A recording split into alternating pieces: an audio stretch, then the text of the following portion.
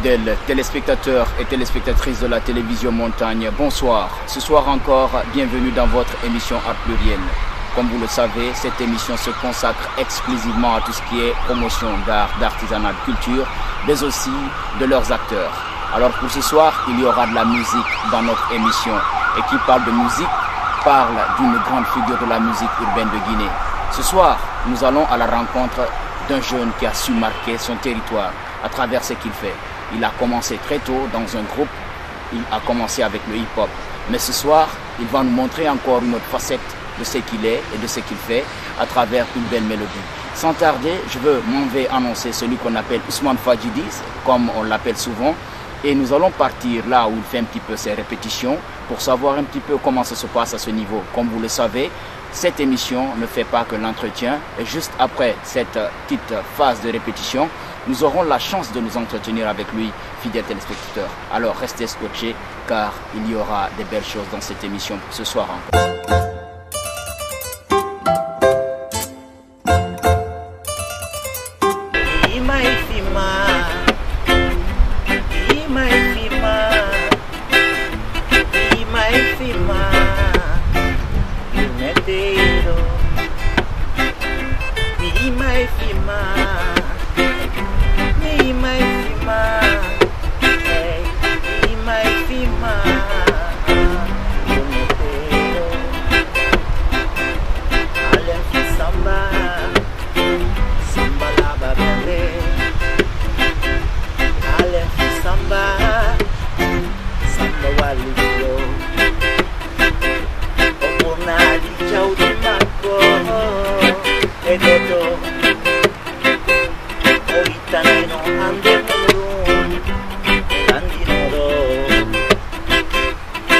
Sampai mo kelemu ande godungala by no winda no samba perkiama daga ya oye gitama namo dama samba doga ma imai fima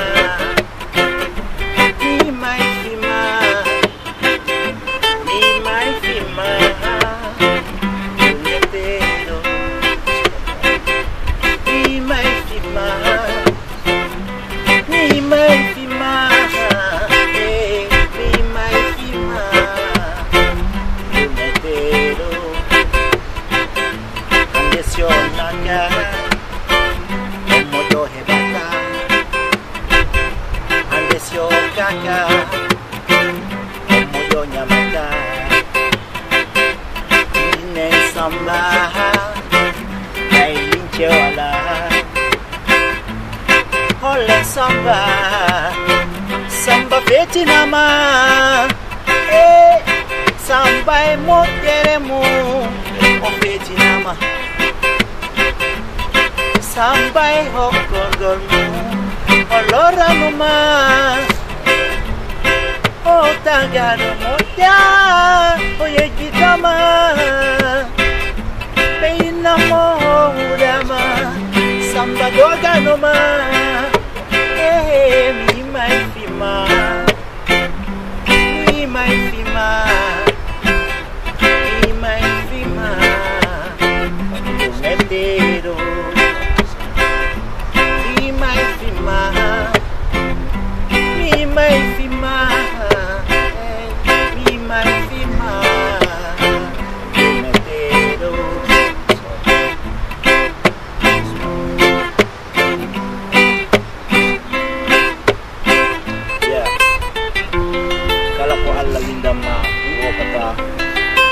wadu bedum ben ala kata wa Allah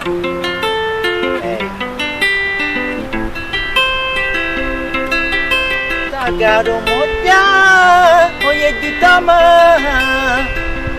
Einamo dama Samba doga noma Ra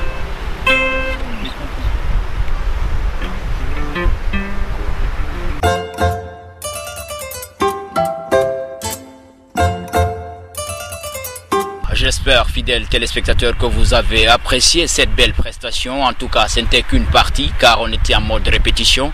Et avec moi, sur ce plateau d'Art Pluriel ce soir, mon confrère, mon ami Ousmane Fadjidi. Bonsoir à toi.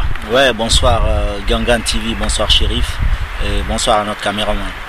Alors, on ne peut pas parler de toi, on ne peut pas parler de ce que tu fais sans pour autant essayer de revisiter un petit peu ton passé, car tu as commencé très tôt la musique. Vous faites partie des précurseurs de la musique urbaine de Guinée, parce que qui parle de la musique urbaine parle notamment du rap, qui a commencé très tôt. Et vous avez eu à constituer un groupe qu'on appelait Papsoul auparavant. Alors, vous étiez deux, je crois bien. Comment est-ce que cette rencontre a pu s'effectuer? Comment est-ce que Fadjidi a pu rencontrer Daoudi pour créer ce groupe de rap d'antan? Oui, c'est le hasard, même si je ne crois pas trop au hasard. C'était un ami. Moi, je suis revenu de la Côte d'Ivoire avec ma maman. On est venu à Kindia. C'est là que je l'ai connu. On était, disons, les deux petits qui parlaient français, parce qu'il est vite allé à l'école. Donc, et puis c'était quelqu'un de brillant à l'école. Donc il était presque mon seul interlocuteur direct. Je ne parlais pas sous-sous, un poulard pas très propre. Donc c'était avec lui que je me sentais bien. Avec lui au moins on parlait un peu français. Donc c'est parti comme ça. À chaque fois on se voyait et on est devenus de vrais potes. Déjà familialement on a un lien. Nos grands-parents ont quelques liens de cousinage. Donc voilà, c'est comme ça qu'on s'est connus. On a commencé pas par la musique. On était des potes, on montait, on descendait, on faisait tout ensemble. C'est après que la musique est venue. Voilà, mais plein de gens pensent qu'on a commencé par le rap, mais non, on a commencé par le reggae. Le reggae, en tout cas, c'est une découverte ce soir, le reggae. Alors, le reggae n'était pas tellement cela en ce moment.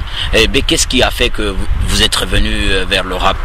D'accord, pour ceux qui connaissent un peu l'histoire du hip-hop guinéen, la Guinée était l'un des seuls pays en Afrique de l'Ouest dans les années 90 qui avait un seul mouvement fédérateur de jeunes hip-hop et tout, qui s'appelait le mouvement Rap Koulé, même si Légitime Défense avait créé après Phonique et Poussy. Mais Rap Koulé, déjà ça a son nom, Rap Koulé.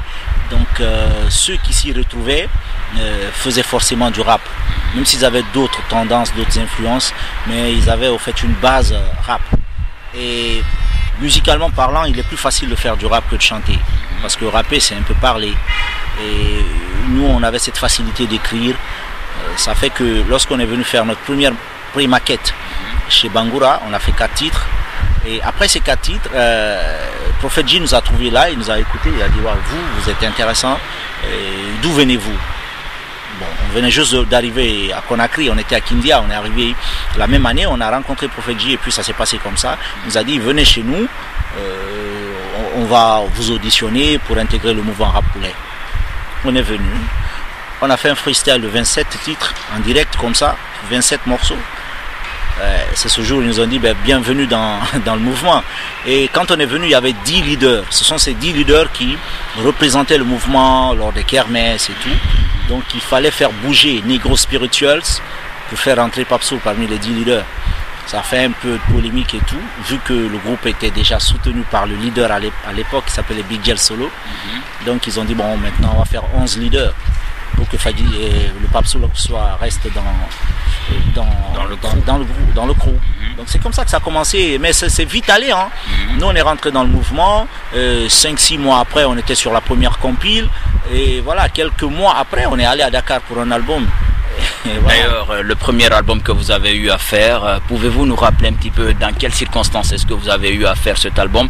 Et pour tous ces millions de téléspectateurs qui nous suivent ici, les nostalgiques bien évidemment, parce que voilà, l'album là il a fait tabac, mais je veux pas dire le nom, je veux laisser à Fadjidi le plaisir de dire le nom de leur premier album, non seulement, mais dans quelles circonstances aussi l'album là a été fait. D'accord, d'abord sur la pochette, on n'avait pas écrit le titre de l'album. C'est seulement dans les documents qu'on expliquait un peu c'était quoi le titre. Mais vous comprendrez tout à l'heure pourquoi. L'album s'appelait La Voix du Silence. parce qu'il y avait des sons critiques à l'intérieur. Et en 98, il faut le reconnaître, c'est pas en 2015 quoi. À l'époque, la liberté d'expression n'était pas ce qu'elle est aujourd'hui. Donc directement ils nous ont dit vous êtes des gamins. Moi j'avais quoi? Je venais à peine de toucher mes 18 ans. 17-18 ans. Donc voilà, ils nous ont dit ne faites pas ça.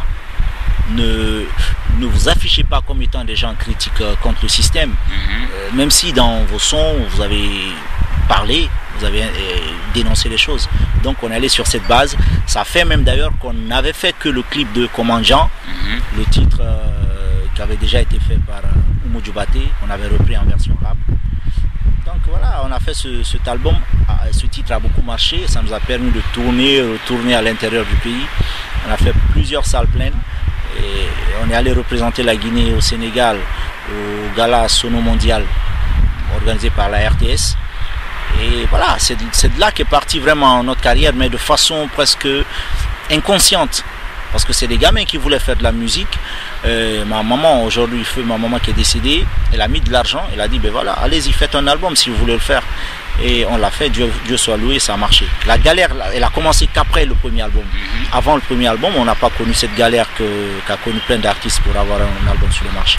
Alors, aujourd'hui, il y a une chose qu'il faut dire évidemment, et les artistes, les musiciens guinéens ou les musiciens du monde entier ont tendance à revisiter, c'est-à-dire les grands morceaux qui ont eu à marquer le temps.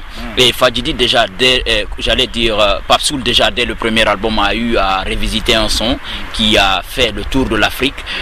Est-ce qu'on peut dire ici que le groupe Pape Soul était en avance par rapport à leur temps? Parce que déjà aujourd'hui c'est une chose qui se fait, mais on sait que c'est quelque chose qui porte. On a vu des grands musiciens du côté des États-Unis revisiter la musique guinéenne pour essayer de faire un cocktail de musique hip-hop et de musique traditionnelle. Ouais, on va pas être très prétentieux pour dire qu'on a été en avance sur notre génération, mais je pense que c'était juste une vision. On avait cette envie. D'abord, le morceau Commandant, c'est un son qu'on aimait bien. Il y avait Commandant et Sia, c'est les deux sons de Oumou Diobaté qu'on aimait beaucoup. Donc on s'est dit on va faire un. Bon, Sia, ça passait plutôt pour du communautarisme ou je sais pas truc. Donc on s'est dit on va faire Commandant. C'est un son qu'on aimait beaucoup avec sa mélodie et tout. Donc on l'a fait comme ça en se disant c'est un feeling qui passe. C'est une couleur de la Guinée. Et Dieu soit loué, ça a marché. Comme tu viens de le dire, d'ailleurs, ça nous ramène au Djembé d'Or 2013. Moi, comme ça, des journalistes sont venus me dire que voilà, vu que tu as eu l'album qui a le plus marché en Guinée, qu'il y avait des statistiques au niveau du BGDA qui disaient que ton album a le plus marché, c'est que tu devais être l'artiste de l'année. Donc, on n'arrive pas à comprendre pourquoi on ne t'a pas donné ce prix. J'ai dit non, je ne défends pas le comité d'organisation du Djembé d'Or, mais ils ont raison en disant que nos albums n'ont pas tout à fait toute la coloration guinéenne qu'ils auraient pu avoir pour pouvoir représenter la Guinée sur le plan international. Je dis qu'on a assez coloré en guinéen, mais on n'a pas assez fait d'efforts.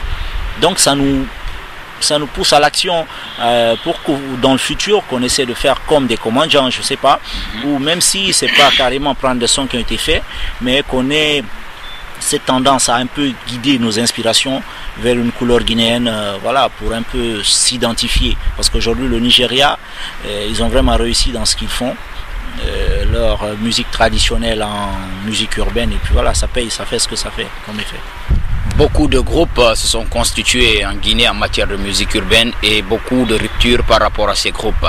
Dès le premier album, effectivement, il y a eu rupture au niveau du groupe Pape Soul, mais pas une rupture volontaire. On parle bien évidemment du décès de Daoudidi. Alors, un petit peu...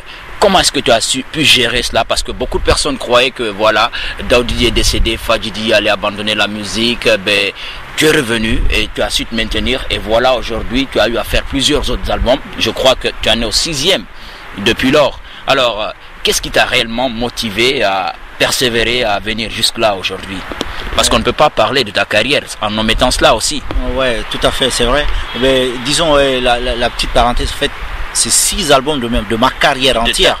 Après Daoudi Di, j'en ai sorti 4.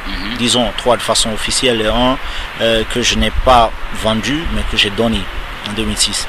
Donc voilà, tu as raison. Lorsqu'on est dans un groupe, l'avantage, je te parle là d'abord des avantages, c'est qu'on travaille, si vous êtes deux fois moins que si tu étais seul. Cette complémentarité, vous partagez vos inspirations. Et puis vous comprenez, quand tu es dans un mauvais état, ton ami il est là pour te remonter le moral et tout ça. Donc, et sans oublier que déjà à la base c'était un ami d'enfance, même s'il était de 5 ans plus âgé que moi, mais c'était mon pote quoi. Donc voilà, quand il est parti, instinctivement je me suis dit, je ferai plus de la musique, c'est bon quoi. D'accord, mais c'est compréhensible, c'est humain. J'avais le moral dans les talons et tout. Mais quelques jours après, juste 2-3 semaines après, je me suis dit, ben voilà, pendant qu'il vivait, on se disait des choses, lui et moi. On avait des rêves, on voulait faire plein de choses pour la musique guinéenne, pour la jeunesse guinéenne. Voilà. Donc je n'avais pas le droit de trahir cela. Et arrêter, ça aurait été trahir tout ce qu'on s'était dit comme truc. J'étais condamné à réussir dans la musique. C'est ce que je me suis dit direct. Il faut que je réussisse pour Daoudi Di. D'accord. Donc c'est comme ça que ça a commencé. Il y a un frère à moi, Mavi, business, qui avait à l'époque une structure qui s'appelait Business Mavi. Il est venu à moi, il m'a dit, ben voilà, nous avons une proposition de Grigri pour faire une petite sélection du premier album et de l'album que j'avais sorti avec Daoudi Di en 2001 qui s'appelait Game Over. Et de prendre quelques sons là-bas et d'augmenter 1 ou 2 chansons personnelles pour sortir un album comme ça à titre posthume. Ils ont trouvé des termes par rapport à ça. Sur le coup j'ai dit bon ok, je dis bon on va un peu attendre. On a un peu attendu jusqu'au mois de décembre. Voilà, là je m'étais un peu repris et finalement on a fait cet album. On a commencé par ces 2 sons, mais dès qu'on les a finis, on s'est permis d'aller plus loin. On a dit bon, on va augmenter un autre son, on va augmenter un autre, et on est parti comme ça. On avait déjà 8 titres et comme on a sorti cet album aussi presque en s'amusant, l'album Triste Vérité, on l'a fait de façon locale et à l'époque ça a marché, les gens ont adhéré. J'ai eu un prix, le prix de la meilleure voix soul en 2003, la cassette d'or. Donc voilà, ça m'a remotivé d'une façon pas possible. Il y a eu des entrées d'argent. Je suis allé vers les familles des victimes de l'accident dans lequel avait péri mon ami et disons mes amis. J'ai fait ce que je pouvais avec mes petits moyens pour assister ces familles. Une contribution symbolique. Exactement. Et ensuite, je suis reparti à Dakar en 2004 pour faire un album avec Awadi parce que je les avais invités ici pour un concert de soutien et tout. Donc on a fait un album en 2004 qui était sorti mais qui n'avait pas assez marché. Et bizarrement, aujourd'hui nous sommes en 2015, mais il y a plein de gens qui me demandent cet album. Et bien là, effectivement, modestie mis à part, je me dis, ben voilà, là je sens que je suis un peu peut-être en avance sur ma génération parce que je savais que cet album était très bon. Et l'album de 2006 aussi, je le trouvais très très bon. D'accord, mais ça n'avait pas marché.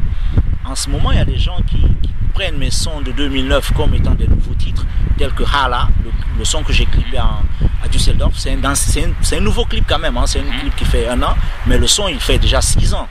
D'accord, les gens pensent que c'est une nouveauté. Ils disent ah, on kiffe bien, on ne fait qu'écouter ça. Ou le son, comment on l'appelle, Miyali Jiwo no Labile. Ça c'est des anciens sons. Les gens pensent aujourd'hui que c'est des nouveaux sons. D'accord, donc par rapport à cela, je dis que quand quelque chose n'est pas, le temps n'est pas arrivé, ça ne sonne pas.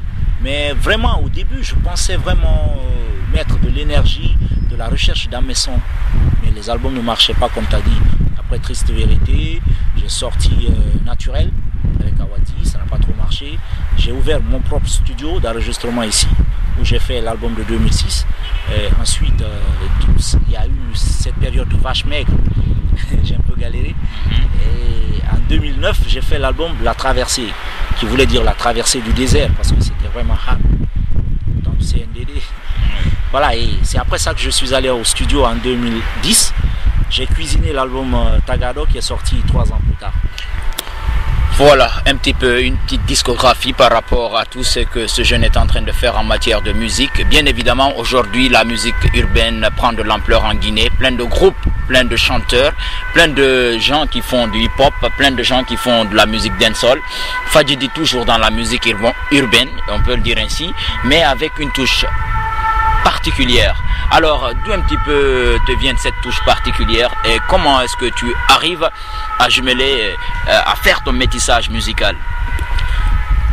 D'accord. En fait, je ne me suis jamais assis en me disant il faut que tu fasses telle sorte de musique pour que ça marche pour toi. Je ne me suis pas dit ça. Et à cela, déjà, je réponds que parce qu'on dit il fait de la mamaya, parce que c'est le mot qu'on trouve souvent.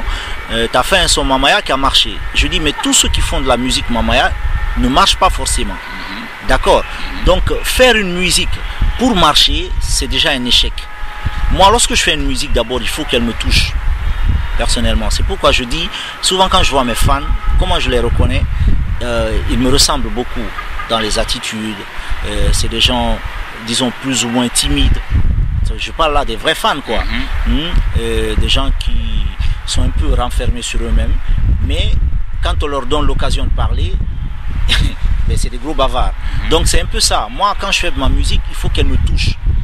Et quand je dis il faut qu'elle me touche, il faut que le texte me touche, il faut que la mélodie me touche. J'ai fait Mamilando en me disant, je me rappelle très bien le jour où j'ai eu la mélodie de Mamilando. J'étais dans un taxi, j'étais au niveau de Symphonia, au niveau du marché. Mais dès que j'ai eu les notes, je me suis dit, waouh, ça peut faire un tube. D'accord, je ne me suis jamais dit, non, il faut que je crée un morceau machin pour que ça marche. Non, quand j'ai eu la note, je me suis dit, ben, ça peut marcher. Et c'est ça, tout ce que je fais quand vous écoutez l'album, il y en a du tout. Il y a du rap, il y a du reggae, il y a il y a de la musique comme on le dit, mamaya et tout. Il y a de l'acoustique, comme je l'ai fait tout à l'heure sur mes sons que j'ai fait tout à l'heure avec le guitariste. Ce son, Samba, est dans l'album, le premier titre. Donc voilà, je me libère, je fais ce que j'aime faire. Et maintenant, si ça marche, c'est tant mieux. On peut l'étiqueter et dire que c'est de la musique urbaine, et ça, et ça, et ça. Je me dis qu'un vrai artiste n'a pas de limite dans sa créativité. Tant qu'il se sent bien dans quelque chose et qu'il sent qu'il peut bien le faire, qu'il le fasse. Moi, si on me dit de chanter comme Zion, Takana ou Singleton, de faire des sons comme eux exactement, pas avec leur rythme, mais comme eux, je ne le ferai pas parce que je me dis, c'est deux choses. Soit je ne sens pas que je pourrais bien le faire, ou secondo, je ne le sens pas. C'est-à-dire si je le fais, ça ne me plaira pas. Qu'on dise que c'est moi qui ai fait ça. Par exemple, donc il y a forcément quelque chose que j'aime dans ce que je suis en train de faire. Je ne le fais pas pour que ça plaise aux autres, mais il faut que ça me touche d'abord.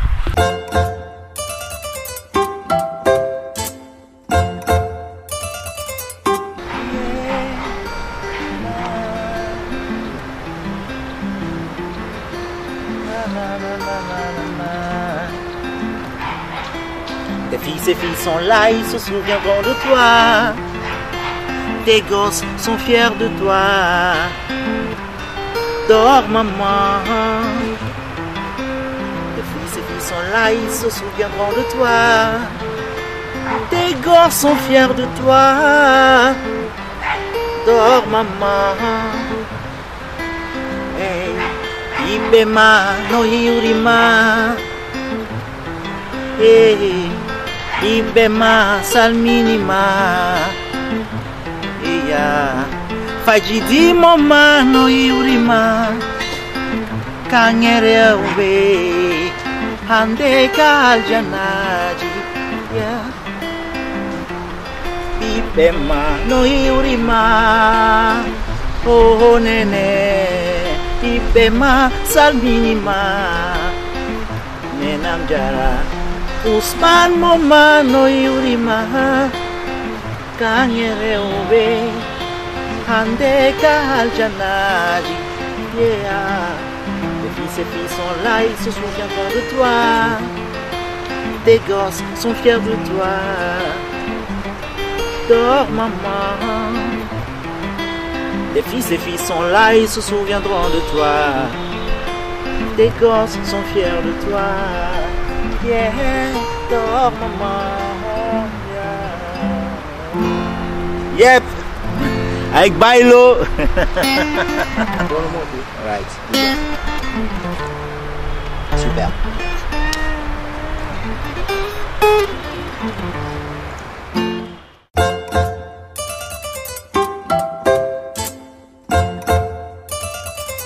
En tout cas, l'art, par définition, on le dit souvent, c'est une manière singulière d'être. Il nous le fait comprendre ce soir encore à travers cette intervention. Je vous rappelle que nous sommes avec Ousmane Fadjidi, en tout cas ex-membre du groupe Pape Soul, aujourd'hui qui évolue en solo. Est-ce qu'on peut savoir quels sont les sujets que tu touches de plus dans ce que tu dis? Il y a le quotidien, il y a tout ce qui nous entoure, il y a de l'amour au fond, mais c'est souvent des appels à l'action, à la citoyenneté. Le titre Vérité, Justice, Réconciliation ou le navire le chaviré, c'est des titres que j'aime bien, qui me parlent beaucoup quand j'écoute l'album. Souvent j'écoute ces deux titres parce que je trouve que ce qui est traité dedans est très intéressant. Aujourd'hui, nous avons besoin d'un nouveau type de Guinéen. Quand on dit un chef d'État, c'est que lui, il développe le pays, mais il ne peut pas changer le pays. Il faut que le peuple change. Si nous voulons que ça marche, il faut qu'on change nous. C'est ça le truc. Et chacun de nous, aujourd'hui, c'est vrai, on dit aime faire de la politique. Eh bien, ayons une politique citoyenne, quoi, comme on dit. Engageons-nous à notre niveau pour pouvoir changer les choses autour de nous. Et on verra tout de suite que tout sera bien dans le pays. D'accord? Mais tant qu'on refusera de changer, et ça, je le dis, et moi y compris, tant qu'on refusera de changer, rien ne va changer. Personne ne pourra changer le pays. Déjà, ça commence par nous, en fait. Il faut qu'on change pour que ça change.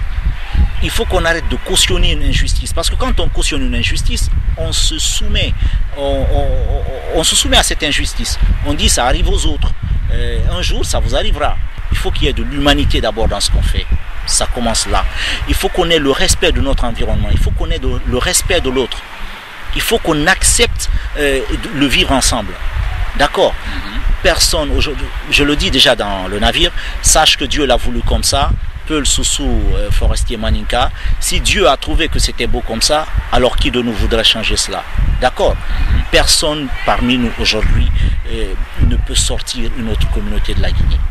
C'est soit on vit ensemble ou on meurt ensemble, comme l'a dit Luther King. Voilà. En tout cas, vous l'avez compris, des paroles conscientes aussi à travers un texte engagé, quelque chose de conscient, dans le but de la révalorisation, encore de la conscientisation de ce que c'est que l'humain. Valeureux téléspectateurs et téléspectatrices, on ne va pas s'arrêter là. On va toujours parler de lui et de ses œuvres. Alors aujourd'hui, Ousmane Fadjidi, quels sont tes projets à court et à long terme? Ça, c'est une exclusivité que je te demande. Oui, voilà, je fais de la musique. Je suis en train de travailler. Récemment, je suis à Dakar sur un de mes projets de studio. Et lors de mon bref passage à Montréal aussi, j'ai fait une séance studio. Donc les fans qui sachent que je suis en train de travailler, le jour où j'aurai assez de matière pour annoncer un album, je l'annoncerai. Je ne dis pas je sortirai un album dans quelques mois, dans un an, mais lorsque je sentirai que c'est le moment, j'annoncerai un album qui viendra. Mais qui sache que je suis en train de travailler dans l'optique d'abord. C'est égoïste, mais de me faire encore plus plaisir que j'en ai eu de plaisir sur l'album Tagado et leur faire plaisir. D'accord? Et je fais aussi des affaires.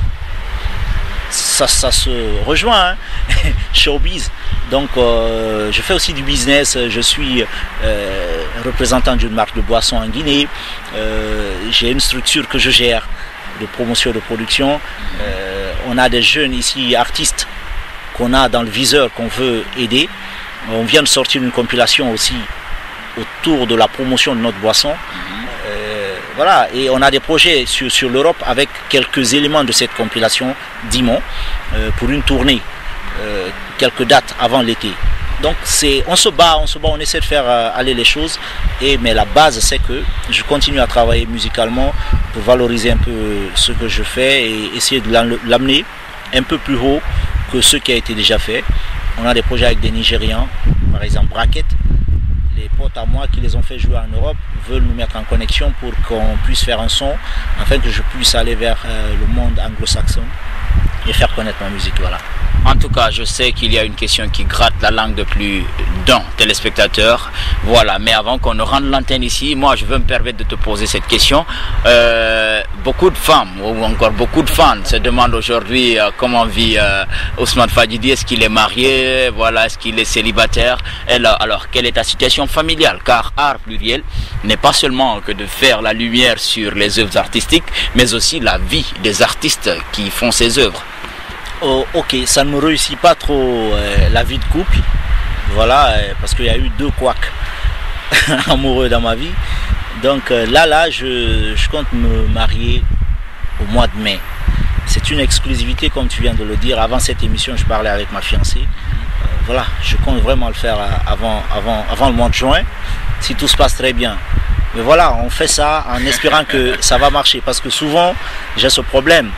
Alors, tu fais un petit coucou à la charmante demoiselle. Voilà, bébé, I love you, je t'aime, je sais que tu vas me suivre forcément et voilà. On espère qu'on va être heureux et qu'on va avoir beaucoup de gosses. Aujourd'hui, la musique urbaine de Guinée prend de l'ampleur. Alors, un petit peu, selon toi, quels sont les tares de cette musique et quels sont ses avantages? Sincèrement, j'ai confiance en cette jeunesse qui fait de la musique urbaine. C'est des intellectuels. Ils ont juste cette fougue de jeunesse, mais avec le temps, on verra bien que c'est des gens intéressants. En tout cas, c'était l'avis d'un musicien de la musique urbaine, c'est pas moi qui le dis. J'espère que vous l'avez compris et que vous acceptez ces propos. Voilà, rapidement, peut-être juste la dernière chose. Qu'est-ce que tu as rajouté par rapport à tous tes fans qui te suivent actuellement? D'accord, mes fans, que ce soit des Guinéens, des non-Guinéens, je vous dis que sincèrement, l'amour que vous m'avez donné au cours de ces 2 dernières années, ça m'a donné des ailes. Aujourd'hui, je ne fais que me lancer dans le vide en espérant que j'irai encore plus loin grâce à vous. Soutenez les concerts. Bientôt, je vais sûrement annoncer un grand concert si tout s'améliore culturellement dans le pays pour qu'on puisse refaire des spectacles. Et venez à nos concerts parce que vous nous permettrez d'avoir des moyens financiers d'accéder à ce que vous attendez de nous. Aujourd'hui, la musique, d'ailleurs pas que la musique, tout ce qu'on fait aujourd'hui a besoin d'être cautionné financièrement, sinon ça ne paiera pas. Et le développement de nos pays, il faut de l'argent et tout et tout. Pour faire vivre une famille, il faut de l'argent. Donc pour faire vivre une carrière, il faut de l'argent. Venez à nos concerts, soutenez-nous, achetez les CD, supportez la musique guinéenne. Supportez la musique guinéenne, dansez de la musique guinéenne dans les boîtes, exigez à ce qu'on vous mette de la musique hip-hop guinéenne quand vous êtes en boîte. Et je vous dis merci pour tout ce que vous faites, merci à Gangan TV, et voilà, on espère que demain sera mieux qu'aujourd'hui. Merci à toi. Merci beaucoup. Fidèles téléspectateurs et téléspectatrices, merci à vous. J'espère que vous avez apprécié ce que vous venez de découvrir tout à l'heure. Tout en espérant vous retrouver dans un autre numéro d'Art Pluriel, je vous souhaite une excellente soirée en compagnie de la Télémontagne. Bye bye, à bientôt.